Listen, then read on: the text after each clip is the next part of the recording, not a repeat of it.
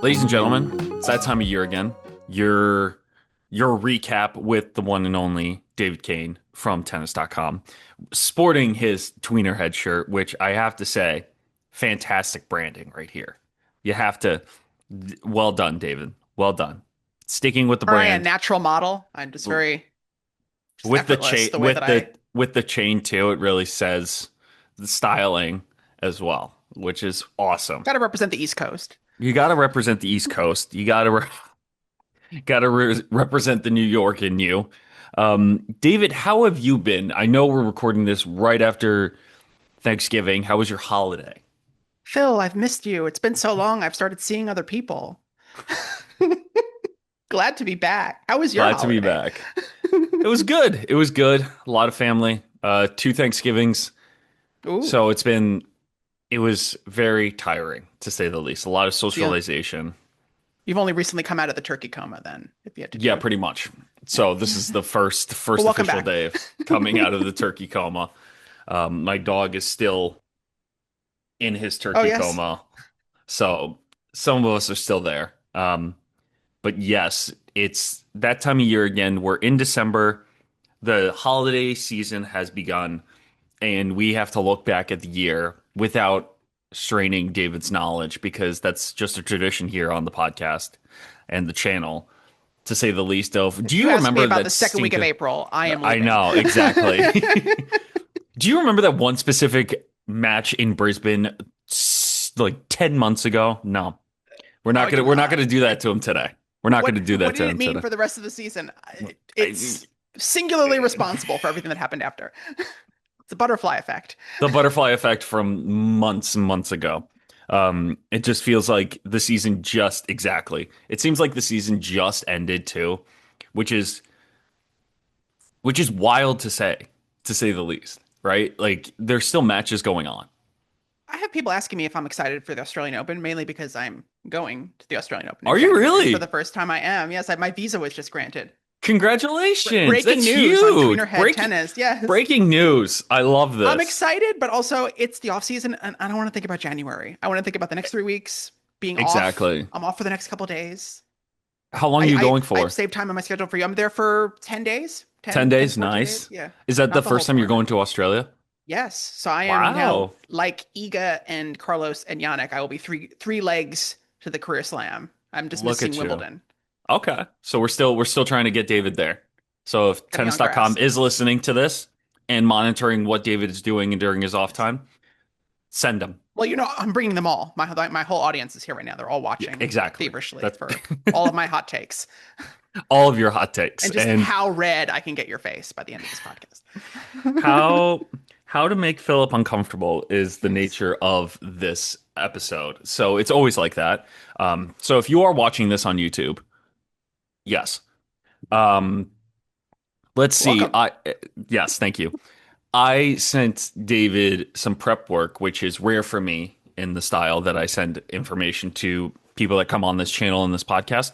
But if we were to sum up the WTA season in one word, which is great for video entertainment, to say the least, how would you describe the WTA season to you in one It's a word? real open-ended question. I appreciate you asking me. I mean, Of I feel course. like the best way to describe there's something about it that just makes me want to say solid. Like there was just something Okay. very I like like that. concrete about the whole year. There really weren't any like, huh, results. Like if you maybe the most shocking result of the year was maybe Ego winning Wimbledon, but still, if Mm, you zoom out from that, it's still Iga Swiatek wins a slam, and you're like, all right, well, that's not really that random. And yeah, she's a former junior Wimbledon champion, so that's like, yes, she hasn't, played her best on grass in years past relative to her success on other surfaces, but she exactly. still won a slam. Arena Sabalenka won a slam. Two Americans, Madison Keys, Coco Gauff won slams. Amanda Nisimova, really, a standard bearer outside of the Grand Slam winner circle, but someone who made Hmm. two slam finals, who performed well at the year-end championships, WTA finals.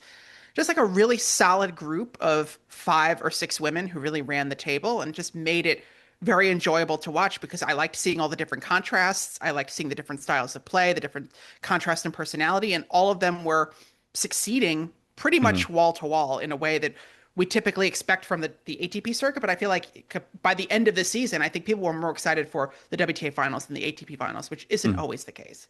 And I think along those lines too, I felt like it was like maybe you can say the keys winning Australian Open was the most unexpected result from the four majors, but the fact that I when you said solid, I thought consistent because it Mm. was the three players that we know are possible for winning Grand Slams with Goff, Sabalenka, and Swiatek, and then Keys. There's always one slam that's always kind of up in the air, and I kind of like that because it makes me think that the WTA has gone back to when I'm not going to say when the Williams sisters were on tour, but when they were at their peak, and you would have that consistent of you would have who's winning, but you also have variety within the tour, and I think that's what the WTA is going back to at least, and seeing how well and how much depth there is to the tour, right? You think of that iconic photo from the WTA finals back in 2014 when all the women are like looking fairly antisocial and looking on their phones. Like that is probably for me like that last that last elite eight of like Hmm. eight dynamic, interesting personalities all succeeding at a pretty high level, Hmm. competing it for, the best trophy in the world, at the end of the season. And so I feel like it's been about a decade since we've kind of Hmm. seen the tour coalesce back into this stratification where the upper tier is larger than it has ever been. It's like Hmm. five to six. They were all like reasonable title contenders. And Yeah. even if you want to say that Madison Keys is the outlier, and everyone who did their most surprising results did them in the most comprehensive way possible. Like Madison Keys won her slam by beating the top two players back Yeah. to back. Like that Exactly. that Swiatek Sabalenka doubled, Yeah. accomplished by quite a few players this year, whether it was Yeah. Ostapenko or Mira Andreeva and Keys. But like still, anyone who was having to really upset the apple cart really had to do it. No one was taking advantage of broken draws, and so that I think Hmm. really adds to the element of seriousness we saw on tour throughout the year. And you bring up a good point too, because when you say comprehensive to those that are like listening or watching this, like it's you don't the broken draw is always something that's huge, at least on the WTA tour. There's always a run where someone has where you don't have the one or two seeds, you don't have the top players in the tournament, but then you have someone that wins outright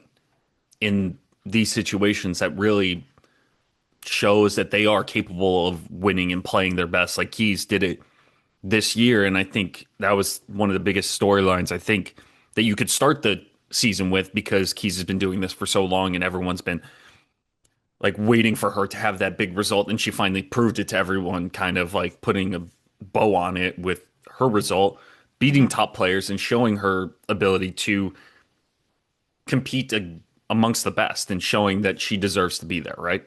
Yeah, and her ability to really adapt after all these Hmm. years. I think what I've often found very frustrating about Madison Keys is the fact that she is so naturally talented. And I think there Hmm. was probably a sense within the team that, far less talented people have won before you. And so Hmm. eventually things are all just going to fall into place. And I feel like what was so rewarding about the Australian Open experience for Madison Keys was to see her make substantive changes to her game. She changed Hmm. the equipment, she changed a bit of her technique, and what do you know? It paid off, and she won the slam.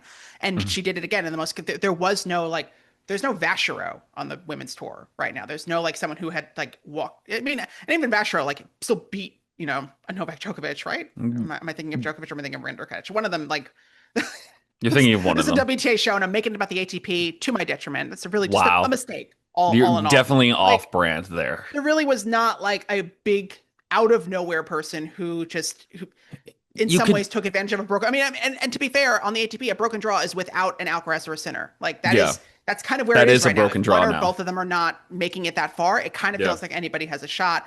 And on the exactly. women's side, I don't necessarily feel that that's the case because without Sabalenka, there's Swiatek. Without Swiatek, there's Goff. Without Goff, there's Yeah, Anisimova. Like there's still like there's a someone long there. list of reasonable champions who Yeah. will take advantage of the one or two women behind them missing. And Hmm. there isn't this whole the floor does not fall out in the Yeah, absence of one person, and which is and different. and I think you can make that case too with I guess with Mboko. winning Hmm. Canada, and we I had guess, those. yeah, that's probably, I yeah. and that's probably the biggest of storylines like Hmm. Vashro in terms of WTA style, but I feel like Mboko backed it up with winning another title this year, and we'll get to her later on with some of the awards, I guess, that we'll talk about that a lot of these players were nominated for. And for me, if I was to, when I was looking at the WTA season, and I felt like I don't want to sound pessimistic in a way, but I felt like it was Sabalenka kind of solidified herself as being the best player this year, despite only winning one slam. Hmm. And with in that regard, I felt like she definitely became the most popular player on tour this year. And I think if she didn't win a slam this year, what would that have done to the tour, or what would that have done to the competition in terms of, I guess, what would have been the storyline if Sabalenka didn't win a major this year, despite like being in three of the finals? It would have been bad. Like it, I Yeah, feel like people do not like put enough stock into the potential reality that we were really close to. That like, yeah, one or two bad games goes Pagula's way in the semifinals, and Arena's out before the yeah. final of another slam. And I think there would be a lot of optimism because I assume that, Anisimova wins the US Open in the absence of a Sabalenka or perhaps even a Hmm. Pagula. So there'd still be like, from a Western perspective, to see Hmm. an American win the US Open, I think would kind of right the ship. And I think then at that point, the storyline would be about the success of American women, the successor to Serena We're Williams. Like I feel like back. that would kind of, there Yeah, would be a bit of a pivot, but yeah, for someone like Sabalenka, who at times was over 11,000 points. Had she won Roland Garros, I think she would have been over 12. Like she had like a significant lead over the field and had no slam heading into the US Open. yeah, And we also underestimate the difficulty of like, all right, you've got one slam left, you have to win it. And yeah.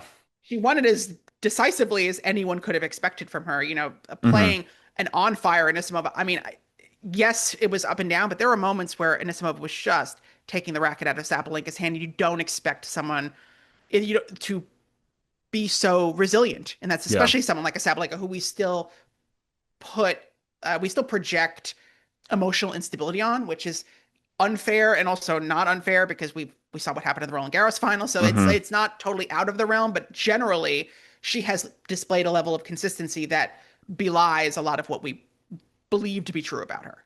And seeing how she reached over 10,000 points too, it's like you go back to number one players in the world that never won a slam or never won a slam that year. It just says a lot about not the hollowness of it, but just you can get so far without winning a slam, and that says a lot about the tour, but it also says a lot about maybe the player as well. Like you can't have, I think, and we've talked, I think I've talked to you about this before too, with the amount of players that have become number one but never won a slam. Like that was a big thing back in the day, but now it's you have the world number ones winning slams consistently, which is great for the game because it provides that level of consistency and that solidness for the tour and branding wise. So to have Sabalenka reach over 10,000 points and possibly if she didn't win a slam this year, I think it would have been bad. So there's a lot there. First of all, slamless number ones are some of my favorite people, so I will not I will not tolerate disrespect of them. I Second of all, I apologize. do feel like they were very much victims of the environment that they were playing in, which was that, you were able to amass a lot of points outside of Hmm. slams, outside of winning Yes. slams. And Yeah. then their closest competition, who was winning most of the slams, was then not playing a lot or Yeah. not showing up to a lot of the smaller Hmm. tournaments to balance out the ranking deficit. Hmm. Now I do feel like we have a ranking system that does generally reward the best Yeah. players, the slamming winningest players. And what's fascinating about the Sabalenka total is that it's almost exclusively earned at the 1000s and the slams. Hmm. I mean, obviously Serena did throw in some clunkers at points during Yeah. her 08 2010 where like she wasn't Hmm. number one, but other people, but was still winning a lot of the slams. Yeah. I kind of think she'd be number one in this Yeah. math because she was still winning. Like you think of someone She like a still would Sabalenka go who was deep winning, in every final, slam. semifinal win. Like, Yeah. so I kind of think that would have been um, remedied. That there just Yeah. needed to be a tweak, Yeah. and now we've maybe gone in the other direction where all of these players are mainly focused on playing the top tournaments, which I guess is good because now we're seeing them all of this is the vision, of the roadmap back in Yeah. 2009 that it would be every week the top women were competing for the best titles in the world, and that's kind of what we got for most of the season. I Mhm. just wanted to point out about Mboko. I think the difference between her and Vasher is that Mboko's quite young and Yes. still has that sort of junior sheen on her that Yeah. Vasher does not. That's fair. And I think too with that in mind, it's just oh my gosh, well, I lost my train of thought. I gave Great. you a lot of threads, so just It's okay. grab on. I'm trying to process that through all of that. And I guess oh, the calendar. Like yes, there are a lot more tournaments that you can win more prize points and prize money from, but then it turns into, oh, the calendar's too long. Oh, you have all these opportunities, but you're complaining about the calendar being too long. And that's just throughout the men's and women's tour of, okay, you can only play these tournaments within your ranking, but you are required to play these and you get in trouble if you don't play these, right? It's like a balance that makes sense, but also doesn't at the same time, right? Yeah, I think the bonus pool and bonus incentives probably does need to be tweaked a little bit Hmm. because I don't think Iga Swiatek has done a great job of explaining why Hmm. she is so upset with the Hmm. calendar and what is expected of her. Because when you actually look up what she is mad at, you're like, oh, right, that does seem kind of Yeah. unrealistic. The idea that that players have to compete in like six Yeah. WTA 500s, which to do the math, like there's at least I think one or two stretches of the season where you'd have to compete like 4 weeks in a row in order Yeah. to do your And requisite 500 plus the yeah. 1000, probably coming off of a slam. Like it's just not And realistic for doing someone and who's traveling too, which is yeah. the other portion of it because it's not like on an ITF or smaller tour level, at least for the men or for the women as well. On ITF or challenger level, you can play two or three events in a row in the same place. Yeah. You're talking about big events in big cities around the world. So you have to literally pack up, go the same day if you play the final to then get an exempt to play on Tuesday instead of Monday. In And Asia at the end of the year, where you have to play like exactly, Ningbo, Seoul, Tokyo, Wuhan, Beijing, like just some combination thereof of exactly. like the first three. Like it's just And that's not really real. people forget about the visa process too. It's just like you have all this stuff that you have to do outside of being on court, and yet you're supposed to play them. You're Yeah. required to play them, and I think I that's don't know what's how they fix confusing. it. I feel like maybe if you're a Grand Slam champion, maybe if you're a former number one, maybe you're Hmm. exempt because I think that's also what it's that they're not eligible for these bonuses. And then you're seeing players just kind Yeah. of not subscribe to it. Sabalenka's played a Hmm. pretty selective schedule. She's really only competing at 1000s and slams. Yeah. That has probably helped her be more consistent that when Hmm. she is taking the court, she is ready to win. And it is not dissimilar to a Serena Williams who quite often Yeah. would not take the court if she did not feel she could win. And and I think She won, that's but she won a lot. and I think you took my next thought. It's like the Williams sisters picking the tournaments that they want to play because Right. they know that they want to compete at the highest level, but they don't need to subject themselves to playing the lower level tournaments when they're going to make all of their, like you said, Sabalenka make the majority of her points at the 1000s and Grand Slam level. So it Hmm. makes sense of why she would be selective for those tournaments if she is going to play consistently well at these events. Yeah. So, And and her year's been weird. It's a weird year to like be yeah, so successful and still have so many like question heartbreaking marks. losses. Like Yeah. just like so many like how do you and it's kind of the Sabalenka way. Like you just look back on your year and you're like, wow, you had so many highs and yet like so many like soul Doesn't crushing balance out. lows. Like Yeah. most players do not recover from losing either of those first two Grand Slam finals. Certainly Yeah. not Roland Garros. I mean, you talk about the Oh, Slamless number Roland one. I Garros mean, like too. Yeah. you think of a Dinar Safina who lost to like a very tragic Roland Garros final was kind of never the same. And like, for Yeah. Sabalenka to show up 2 weeks later, play really great tennis to make the semis. Yes, she lost to Anisimova. Oh well, she beat her at the U.S. Yeah. Open, and then Yeah. to play consistently through the end of the season, to not To win the WTA finals, but to come up against, what is it? Every time, every so often the shoot sticks. What did she say about Rybakina? I was like, oh, I don't know. I mean, It's true, just rude, it's but true. no, but but that's how it is, and that's why I asked you at the beginning of this chat. It's like if Sabalenka didn't win the U.S. Open, I felt like that would have been mentally like she would have been done for the year. Yeah, I Yeah, mean, I think she she wouldn't have has played not. anything. Yeah, she might not have. I mean, I was looking. You wait for that breakdown. You wait for her Yeah. the results to tail off, and she's been able to rebound every time without a slam in front of her. Yeah. After the U.S. Open, maybe she does pack it in. Maybe she's not as concerned. But then also, these players are also, looking to make us, they're looking to be successful and Yeah. not necessarily like none of these players are Serenas who can, who have the resume or the ability to just kind of step away. Like when Serena loses the calendar year slam to Roberta Vinci, she could take the rest of the year off because it's just like, yeah, I have nothing to I prove, don't so I'm care. just gonna Like I don't back need to away. do this. Yeah, exactly. I don't know how it would have looked, and then obviously with the ranking math, it was still it was only because Iga racked up some points in the fall that all of a sudden maybe it looked like maybe the right number one ranking was under threat, but then it sort of immediately wasn't Yeah. again. And that's it, right? It comes down to the point of like she wanted to I think Sabalenka like there was that headline of she wanted to be number one at the end of the year. Yes, Like that was her it's a big deal. goal. It was a big deal for her, especially she's got the Grand Slam. She had everything but didn't finish the year number one. And she finally did it and did it in her own way, which is what Mhm. she wanted to do. So it makes sense of why it was so important to her. I think if she wasn't in the race, yeah, this would be a totally different conversation if she didn't win Yeah. the US Open.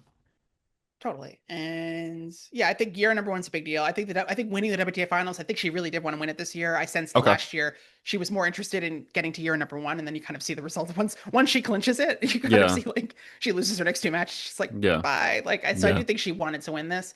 Yeah. So I wonder how that impacts her going into next year. Probably not a big deal. Yeah. But the good thing about someone like her is now this is still someone with mountains to climb, whether Yeah. it's like putting together that perfect clay court season, playing well through the end of the year, winning the WTA finals, winning more slams. Like this is someone who still has not won Wimbledon and is Yeah. probably very much like the That's biggest next favorite year. to win it. So Yeah. you feel like that's next in many Yeah. ways. And you also want to see her win a slam off of hard courts. I feel like that is probably the next frontier for her as well. Yeah, exactly. And kind of moving on to all of these players, if we're to Sure. go off the WTA awards and Mhm. their nominees, we'll go through everyone and give our own picks. But I wanted to we'll start with, since I feel like we've talked about player of the year in a way, we'll start from the bottom up with newcomer of the year. Sure. Who is your newcomer of the year, David? Who were the nominees? I mean, I would say Mboko, but do you know who the nominees are? Because that Yeah, would let be. me look. Oh, thank So you. that's a good Glad you're prepared. question, and that's a great way for me to be a better host in terms of this. So, newcomer of the year, there's five. We have Okay, Canadian Victoria Mboko, sure. Louise Boison, Poisson. who reached the semifinals of Roland Garros this year, Yes. Alexandra Iala from the Ugh. Philippines, Maya Joint from Australia was committed to play college tennis last year and decided to go pro instead. And then Eva Jovic, the 17-year-old that won the 500 level event in Guadalajara. So She's cool, Evie Jovic. I spoke to her she very is. briefly at the U.S. Open. Seems like has a good head on her shoulders. Love her game. It's so girly pop. It's so pretty. Like it's just very like I feel like where you maybe just missed I feel like you just missed Maria Kirilenko. Like that is very much Hmm, that kind of tennis. It's just interesting. very aesthetic. It's very pretty. I Also, love watching it. there's one more person, Eva Lise. Oh, Excuse me. love Ivelisse. We've done a lot of loving coverage of the Germans on Tennis Y- Channel side. That's yes, we I love feel Ivelisse. She's fun. she is. And I think for me, I made my own category for her. For Eva Lise, I made fan favorite.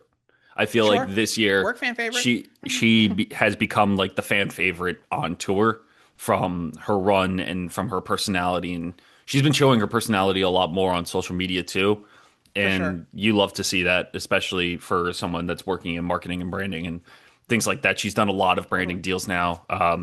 in Germany. So it's really cool to see that. So, David, out of these nominees, who is your newcomer of the year? I mean, I guess it's sort of what you value. Like I feel like Mboko probably had the better results, like Hmm. the bigger win. She won the title. Hmm. I mean, Alexandria is such a star. You'd hate to not Hmm. give her something because I feel like, you really want to like Yeah, engage that audience who is very exactly. engaged and wants to like, have someone to root for. And I find their enthusiasm to be charming and not Hmm. toxic, which is something that other Yes. national fan groups could certainly emulate. It's an Um, untapped market essentially for her. Totally. They love tennis. And so for them to Yeah. have someone like her to like succeed is just like Awesome. gangbusters. So like so the second she like won that match in Miami, it was like, oh, it is on Yeah. like when she beat Iga. So Yeah. like I mean, I guess because I think if singularly like the most like the wowest moment, it was her Hmm. beating Swiatek in Miami, but Mboko probably had the better results and probably is like the better long-term talent. Hmm. So I could see it going either way. I could give it to Mboko if you're going to give it to Ayala or vice versa. I I was gonna do. Oh, who did I write down? Who did I write down? I personally was gonna do Mboko Okay. because she backed up her performance in Canada by winning another title this year. There are Hmm. other players that have won as well, like Maya Joint won two titles. Boisant won a title in Hamburg. Jovic won a 500, and I think is the next one in my opinion out of all of Really? these. Okay. I personally think so. I think has a lot of she has a lot of what's the word I'm looking for? She has a lot of Tenacity? tenacity is a good one. She has a lot of support in her corner as Okay. well. I liked Maya Joint because she was going to play college tennis, and you know me, I love college tennis, and she committed and then decided to go pro. I personally still going to give it to Mboko because it seems like once she got the attention, she then didn't crack under it. She didn't No, crack under for the sure. pressure. So I personally am going to give it to Mboko. Yeah. If you're going to She's give it to she's good. Yeah. I think it's straightforward, especially when you win a thousand title. I feel like Yeah. that's you kind of have to give it to them. Yeah. In the absence of other players who did not win that. So, and I think for me, the next award that we have to talk about is Oh, most we have to. improved. And I feel Okay. like there's only one player for me that out of the Who are these nominees. nominees? Because first of all, I have to say the WTA, and having previously worked at the WTA picks these nominees, and so it's always very interesting to see who they think are So worthy of let's these see, let's see. nominations. Most improved, we had Clara Tauson, Okay. Alexandrova, Okay. Linda Noskova, Mira Andreeva, and Anisimova. Ooh. So I mean, I it's funny because I I think always it's feel like I know for me it's just one person. Like there's no one else. Like I understand Andreeva being on this list. Like you could definitely give it to her, yeah. but for me, who else would it be but Anisimova? See, but doesn't she strike you as like a comeback player of the year? Like, doesn't that seem like someone who like wasn't a whole part of the whole narrative that she was playing Australian Open qualifying not that long ago, and now she's making back-to-back slam, She wasn't even finals nominated for for comeback. Well, they probably decided that we'd pick for one over the other, and they probably because also I think want she was like also track. nominated for player. I want to say she was yeah, she was nominated for player of the year as well. So they Okay, weren't going to I'm give her curious who three was nominated for. non-ovations. Yeah, because I feel like you can only be one or the other, but I feel like she's more of a comeback player than because I also feel like did she improve or did she just sort of like because this is Show what she's level made that we of. always this is what we always kind of expected of it. Because I think I said this to Gruskin a few weeks ago. I was like, does Amanda Nizamova have haters? I feel like everyone Yeah, universally that's like true. She is really aware of doesn't. her game. They think she's cool. I think she's like the coolest girl in like She's WTA really cool. history. Like and has like beautiful tennis that everyone can agree on. There's like no, she is the least divisive player No, in seriously, WTA ever.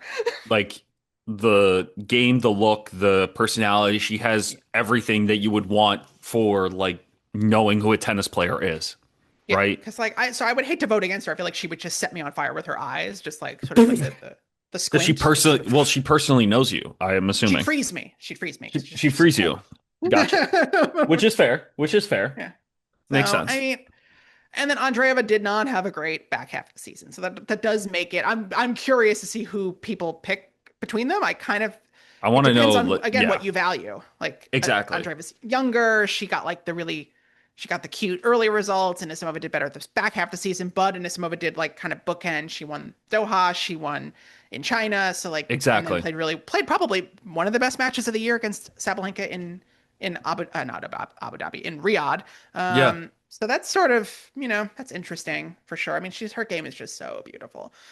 And I would But just that's what love I'm to see saying. her. Like, I think, I guess because we knew Anisimova, what she was capable of, and Yeah. it was one of the biggest storylines of the year, seeing how well she has. I can't believe I'm using this word because then it would be tied to the other award but how well she came back from Yeah. taking a See, this break, is but and I totally agree now saying it out loud, but it shows how much she's improved upon her game in that sense. But it's also one of those where it's like out of everyone else, I mean, if we took Anisimova out of this, who would you pick? Because I'll Andreeva. Andreeva, Yeah. right? I mean, you win those back-to-back 1000s. I saw how she played in Dubai. I was there, and then I saw the way she played in Indian Wells, the way that she like really again like destroyed Sabalenka after losing that first set, like Yeah, for in a shocking way. Like I did not expect yeah. that to be the way that that match was going to end. So like Quarterfinals in Roland Garros, Wimbledon, made her top 10 debut. Like it was the one that was really missing for me in the Riyadh field. Like I kind of like it was cute to see like she played whoever doubles, was didn't she? She did. She did not play Okay, well. She was 0 and 3. okay, fair Her enough. and Deanna. And I think like they offered her the alternate because somebody withdrew. It's already like my brain is already like I've already forgotten a few weeks ago. Someone withdrew It's and then I think she like December. It's declined December. The fact that we have to wait 12 months for a season to be over that's not technically over is crazy.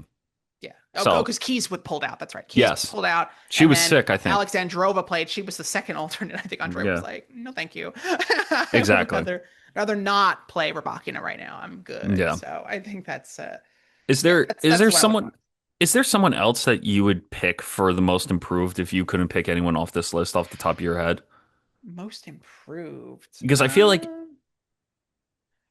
is there anyone I feel like where's the It's like even Osaka feels like a comeback candidate. Like the way that she's yes, if you want to take her US not Open nominated. semifinal, like that's yeah, well, because she's been playing for 2 years. Like that feels I said what is like Venus on comeback of the year. Like I feel like they probably didn't want to not give Anisimova an award, and so like they didn't want to put her in comeback against someone that they probably are worried she'll lose to. So I Well, think that's probably but here's the thing. It's when you have all these players that are like newcomer of the year, you could also put in most improved. You know what I mean? Like yeah, it's a very narrow difference between improved and newcomer because often what are you if not what is the I can definition of a newcomer but someone who has improved? I can So give you two other names that we haven't talked about either. Elsa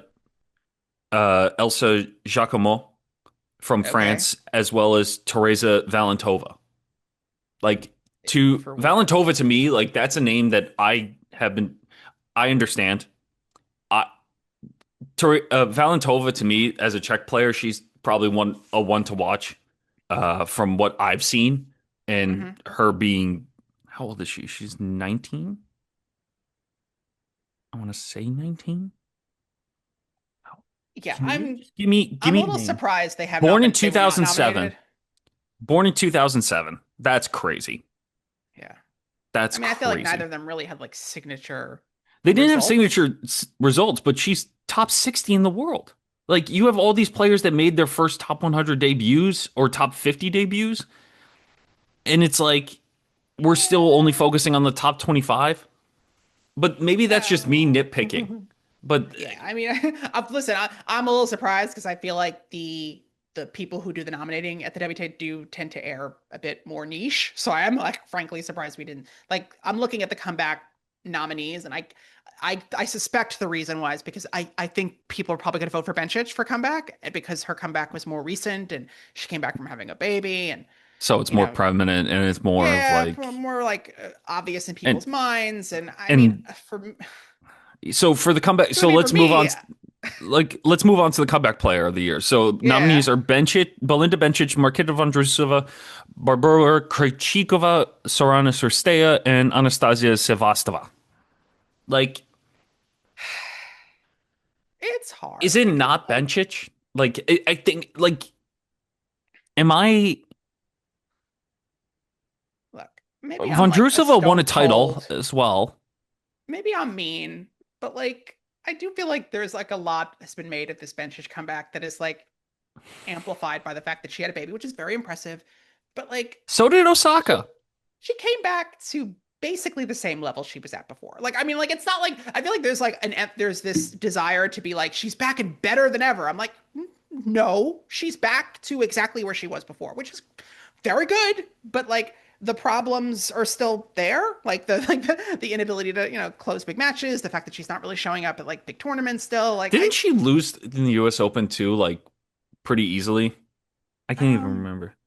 probably like I just it's the, like winning, I think Like, the Tokyo I, title is really gonna like clinch it for people because that's like even more recent, the fact that it was in the fall. And I don't know, I kind of feel like we've the math is kind of out on like those mm, who have children at a certain age. The body yeah, does recover. Like you yeah, compare like a Kim Kleisters who came back at like 23, versus, a Serena Williams who came back at over 30. Like just the yeah. difference in, you In the know, age, in like in bodily physical resilience. the threshold of their athleticism at the point in time they have their Yeah, because like even kid. Svitolina was like right on the line at like 29 and like has come back to some pretty good results. And she's someone who I kind of feel like is better than she was before. Like maybe not She's physically as improved. Well, strong and because she changed her game. Like yes, Svitolina changed her game after having a kid, which correct. I understand why you're saying that because it makes more sense of why she would be in that category of bringing her game and adapting to the what's going on tour now versus someone else that's kind of just sticking to their own game that Yeah, they've like I would have gotten wanted to see success her from. like play better against. I mean, I think I think Belinda had blisters in that semifinal against Hmm. Iga, but it was still like not that competitive, and you're just like, Yeah, it's like this is what I expected even before. Like I almost feel like I'd almost rather give it to Vondrousova, who like has been yeah, really kind of out of the game since she won Wimbledon, and then has a good result on grass, has that great match, against Rabakian hmm at the U.S. Open that I did not expect her to win. Um, exactly. and I would have been very interested to see that quarterfinal against Sabalenka. I know that Yeah, if Vondrousova was healthy, I do talk about like a singular match that could have like really changed it. changed the complexion of this entire season. If Yeah, Vondrousova shows up, is not unhealthy, yeah, beats Arena, yeah, uh-oh. Like and exactly. then it's like quarterfinal points. It's like, ooh, it's like, then she's Yeah, probably out of the contention for number one. I think there's a world where Iga's number one right now if yeah, Vondrousova and does not hurt her knee.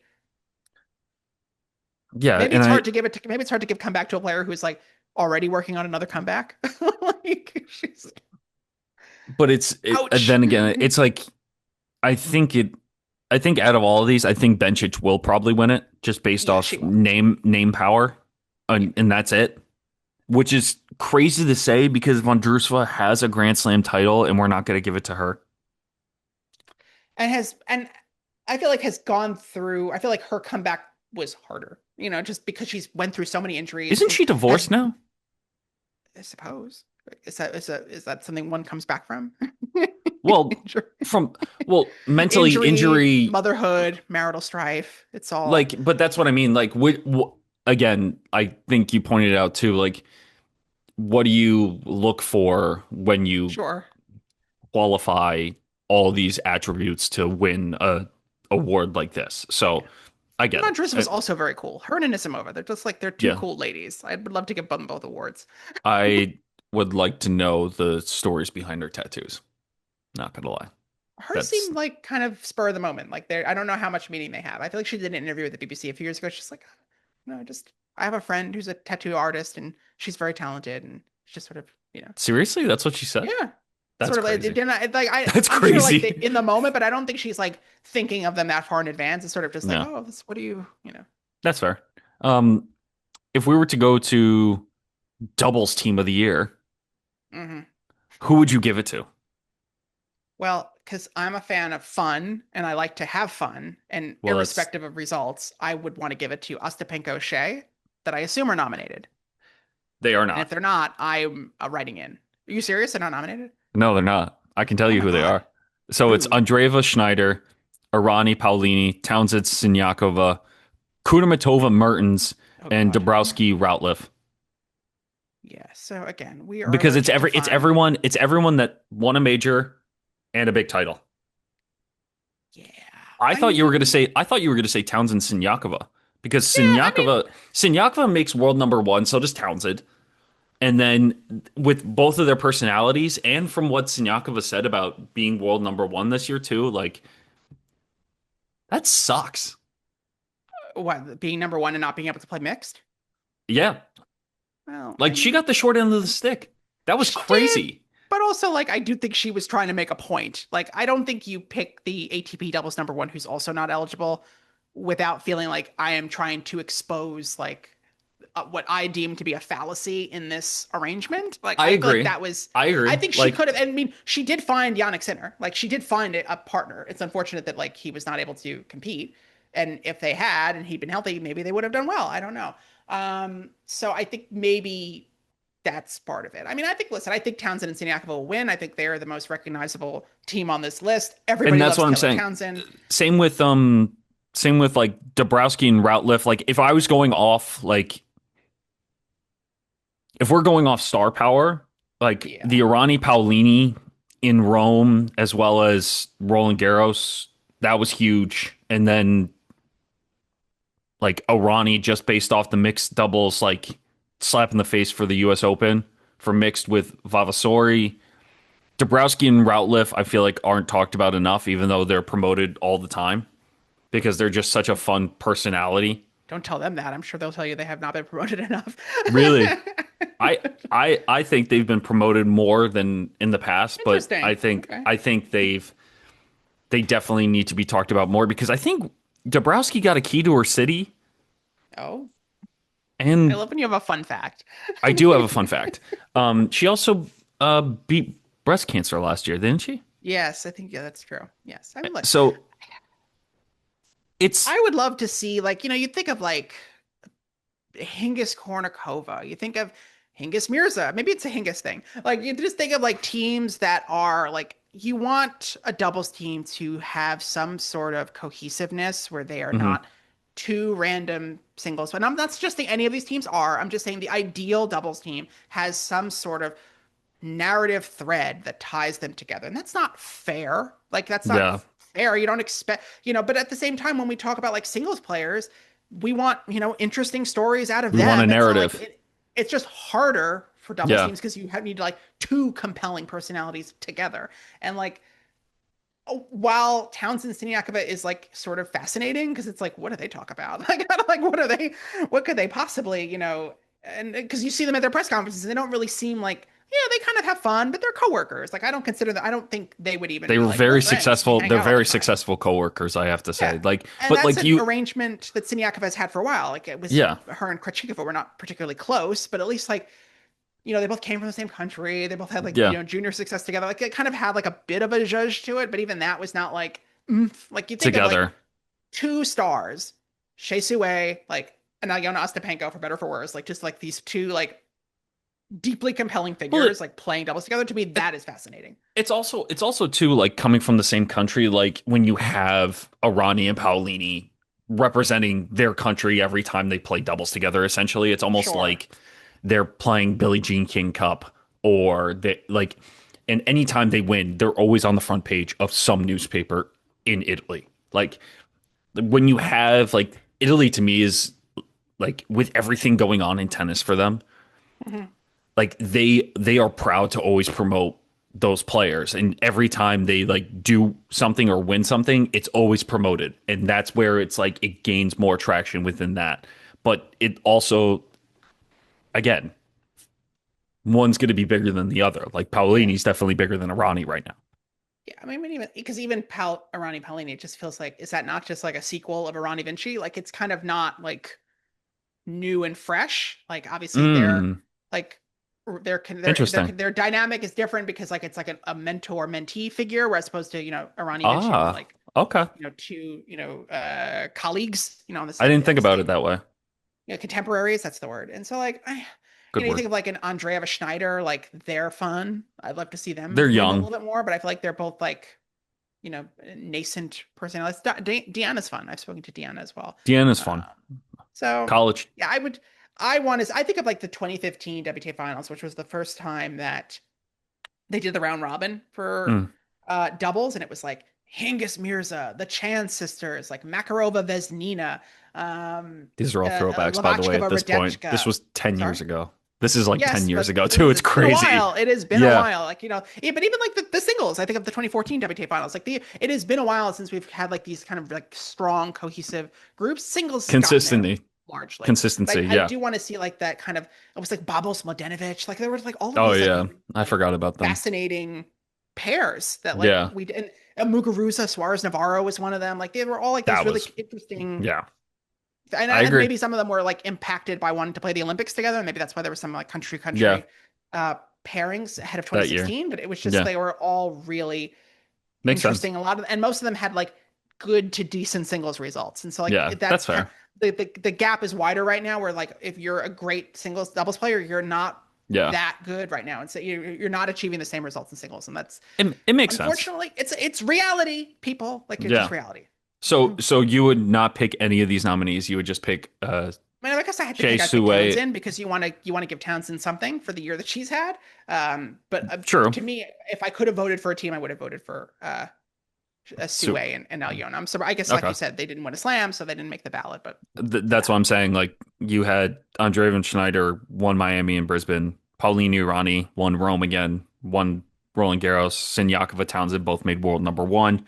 Kudermetova Mertens won Wimbledon, and Dabrowski Routliffe won U.S. Open, Cincinnati, and Stuttgart. So yeah, I get it. I would also put Townsend and Sinyakova as the sure. doubles team because both players made world number one Yeah, I think at that different often is the times. case for doubles team of the year. I feel like if you're not doubles number one and you've won this doubles team of the year, then something is very Off. fascinating about your story.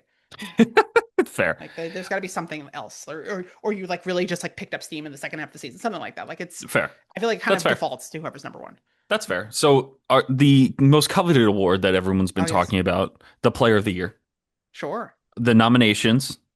You got your Swiatek, your Sabalenka, your Anisimova, your Rybakina, your Goff, and your Keys. So, which one you picking? Look, I feel like if you do like my often holistic, very pilloried like credential or qualifiers for this, I often think of like what will I remember about this year, and I do feel like it may be the year that I remember like Anisimova like coming to the forefront and Yeah, becoming like a consistent top five player.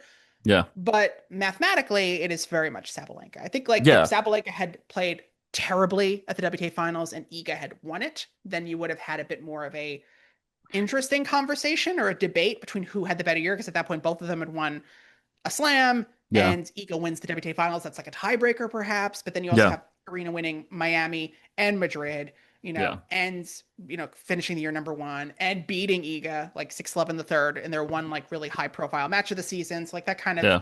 and then for Arena to make the finals, beating a really good round robin group of beating Yeah. Coco and Pagula and That's very solid. Halini. Okay, and that wasn't great. But then Anisimova in the semifinal. Like, like Yeah. she did beat No, like I three get it. really good players to make the final. Yeah.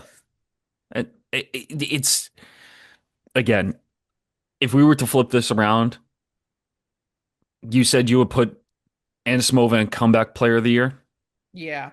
and then you would have to give it to Sabalenka because for the one word at going all the way back to the beginning of the video and Mhm. podcast, when you said solid, I also put the word Sabalenka's year Mm. because I felt like that was the narrative the entire year from start to finish, making final, semifinal, winning.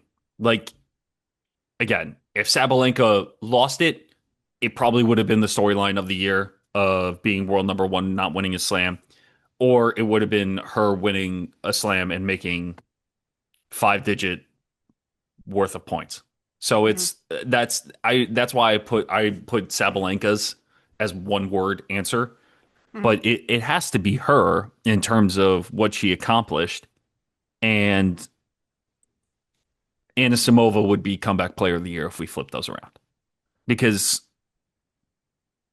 Keys, yes, I would say that would probably be the storyline of the year. If I was to give one of the storylines of the year. Yeah, it was one of the best storylines of the year. It wasn't a storyline that took place throughout the year. It Exactly. was But it pretty was much it was the narrative of, is this Keys's year to show us why sure. she won a major, right? Hmm. So I get it, but it also just has to be Sabalenka. I think overall it's just Sabalenka to Yeah. from what it was. Yeah. If you wanted to like be contrarian, you could say Iga. If you wanted to be like hipster, you could pick Amanda. But like I feel like it's the way that Arena finished the year kind of closed the door on that Yeah. conversation. And world number one. So it Yeah. makes sense. I mean, for you too, kind of going along the storylines too, and I have to thank David for taking time out of his day to talk to On us my day off, no on less. his day off I made too. time for you in my schedule. I was shocked My that he said very empty 10 schedule. a.m. So let's get this out of the way. It's like a doctor's appointment. Wow. Okay. Um, but You don't enjoy if playing doctor with me, Phil? End of podcast. and then you fucking send it.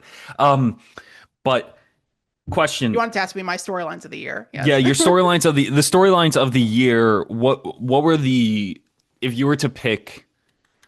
I'm not going to ask for one, but I'll ask for maybe two or three that you think. Sure. I think the ones we can.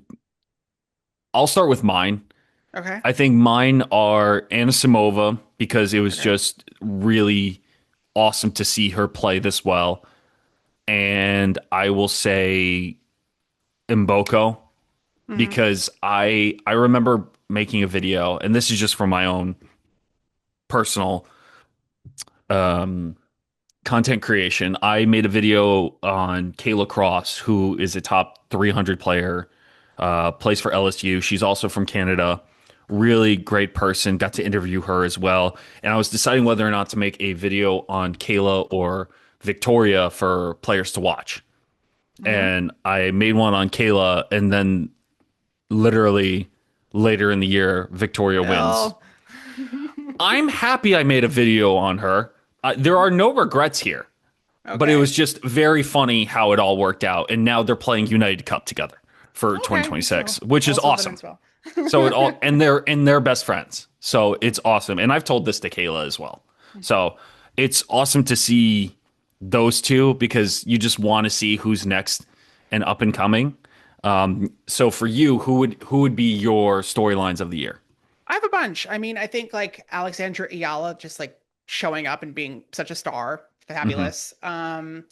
Even like a Jessica Pagula, like I feel like sort of underrated the way that like I feel like her career Flies under the trajectory radar. was like really not going well for her by the end of the year. And then like, Hmm. yes, loses this narrow loss to Sabalenka in the US Open semifinals, gets revenge at Hmm. in China, and then plays a really great WTA finals. I would say like a really another really great match against Sabalenka. Just sort of like reestablishes her as like, okay, I am consistent enough to continue to put myself in position to create these opportunities for success. Hmm. And not only am I doing that, I am pushing those players when I get there. Like Yeah, that's all you can ask for. So for her, that's exactly. improvement at a time in her career where you're wondering how much does she have to go? Like that is a You're pretty speaking big about step for Pagula, someone. correct?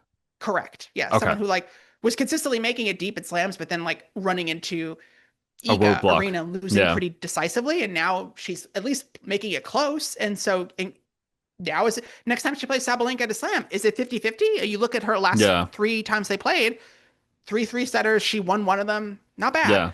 Um, there are a few others that I had in terms of storylines. Um,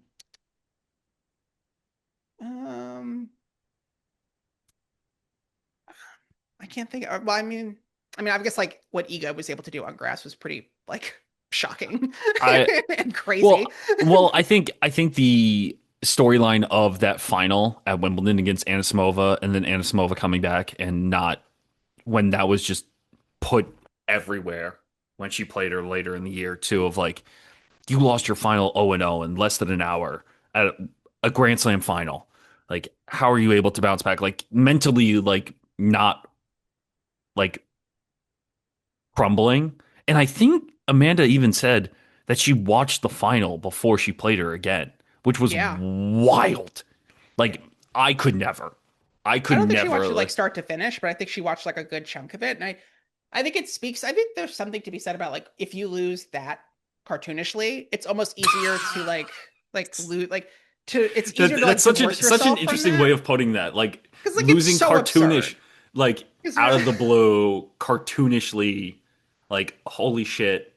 like I think she was more mad to lose 6-3, 7-6 to Arena than she was 0-0 to Iga. Like even though she played Really? better and was closer Oh, at the that's end, she true. was like not happy after the like, and I think people were also looking for her to be like, well, I played so much better than my last slam final. And she was like, no, I played bad today. And everyone was like, Yeah.